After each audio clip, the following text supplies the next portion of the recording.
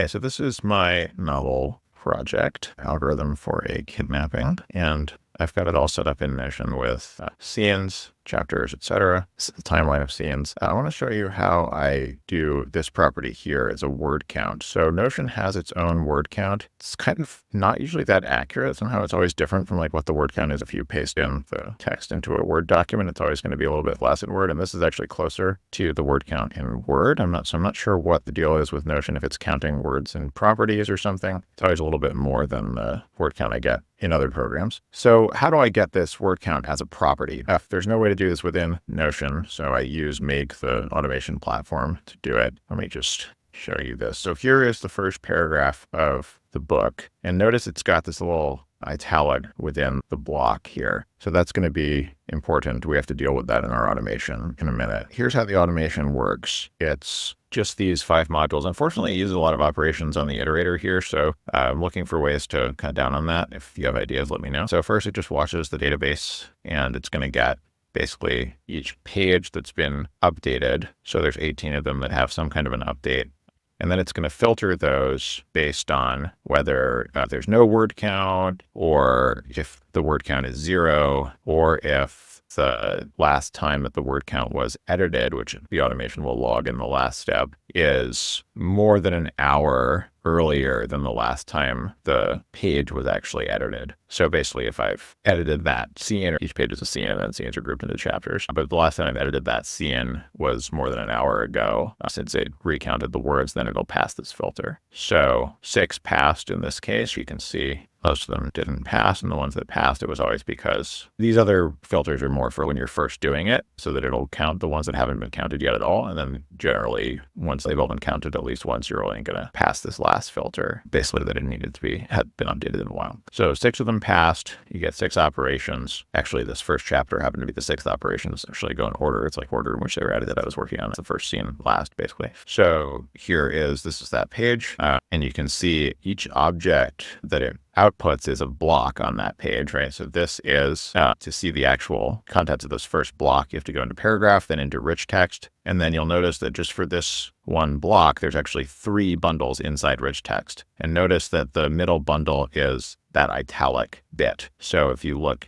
into, I think it's annotations, yeah, you'll see italic true, whereas the others, italic, and all the others are going to be false. It's just plain text. So because this had a new value here, the way that Notion does that is it's a whole new sub bundle within the paragraph rich text array. So we have to get all of these out, right? Because before, when I first built this, it was only getting like that first one. And if there was an italic or any other kind of formatting in the middle of a paragraph, it would break and not process the part after it, or the thing itself, the right part. So we need to get this entire sentence, right? Or this entire paragraph, name of the plant in italics, rest of the paragraph. So the way that we did that is that we iterate over this rich text bundle, right? This rich text array, which comes here within paragraph. So we're iterating over actually this array, the raw name of which is rich text. So we're grabbing each of those bundles. And so that's what happens here is that there's a bunch of empty arrays here. Some of these operations appear to be being wasted. I'm not sure why it's doing this. So there's 6 operations here. This one had 30 blocks. This one had 103. So that's 130, 190,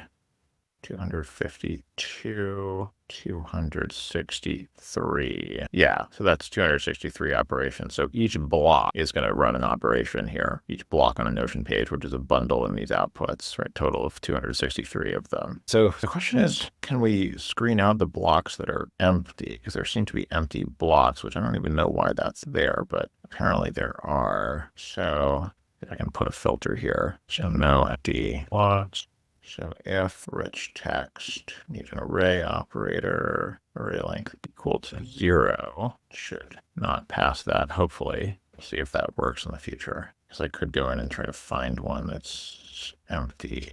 No idea where they are in here. But okay, so anyway, what's going to happen next is that we're going to aggregate these things. Notice we're back down to 6. So all those blocks for each page are going to get aggregated, right? So your input is going to be each of these little bundles, right? You can see this is that first paragraph broken into 3. And then the output is just going to be this whole thing, right? with spaces in between because this is taking the plain text and the separator is just a space. So each page is going to output the page as just a wall of plain text, which can then be counted in a formula within this update database item module in the last one. So that's where it's going to set that word count time, which is going to filter.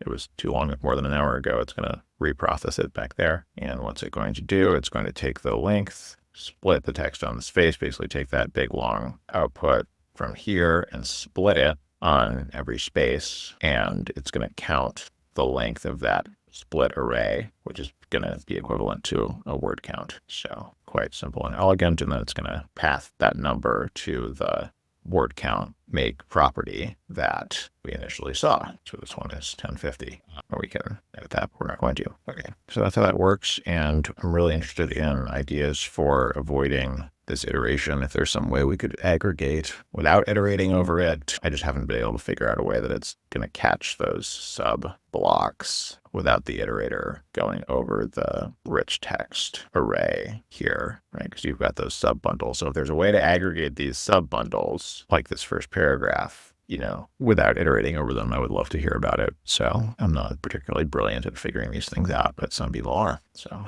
love to hear from you. All right. I hope that's helpful. Writers, I offer this as a little service / product that you can buy from me for a very nominal fee. If you work in Notion, find it's a huge boost to your productivity the way I do. This helps with word count and setting goals and dashboards and staying on track with your writing or your editing. So you could be trying to move your word count up. I'm trying to move mine down currently because I'm editing rather than writing a new novel. So it can be really helpful for either of those things for these longer writing projects where you want to quantitatively track your progress of word count increase or reduction.